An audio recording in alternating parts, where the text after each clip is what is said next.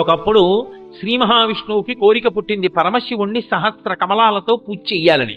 1000 తామర పువ్వులు తీసుకొచ్చి బుట్టల్లో పెట్టుకుని ఒక్కొక్క నామం చెప్తూ శివసహస్రంతో పూజ చేస్తున్నాడు. 999 నామములైపోయాయి. 1000వ నామం దగ్గరికి వచ్చేటప్పటికి ఉండవలసిన ఒక్క పువ్వుని పరమశివుడు తన యొక్క శక్తి చేత అంతర్ధానం అయిపోయేటట్టు చేశాడు. 1000వ నామం దగ్గరికి వచ్చేటప్పటికి పువ్వు లేదు. పూజ మధ్యలో మాట్లాడకూడదు, పిలవకూడదు. 1000వ తామర పువ్వు తక్కువైపోతే చూశాట. ఓహో, పరమశివుడు ఒక పువ్వు కనపడకుండా చేశాడు.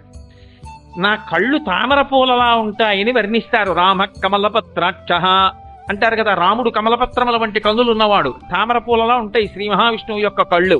కాబట్టి ఓ కన్ను పెకలించి శివుడి మీద నేను వేస్తానని ఒక కనుగుడ్డు పెకలించి పరమశివుడి పాదాల మీద పెట్టాడు. వెంటనే పరమశివుడు ప్రత్యక్షమై, ఇంత భక్తితో ఇన్ని మాటలు నన్ను సేవించావు కాబట్టి నా శరీరంలో అర్ధభాగం నీకు ఇస్తున్నానని సగం శరీరాన్ని విష్ణువుకి ఇచ్చేశారు. అందుకే హరిహర స్వరూపం అని ఒక రూపం. అందులో శివుని యొక్క సగభాగం విష్ణువు అయి ఉంటారు. ఆర్యామహాదేవి అన్న పేరుతో శివుని యొక్క దేహార్ధ భాగమును పొందినటువంటిది శ్రీ మహావిష్ణువే.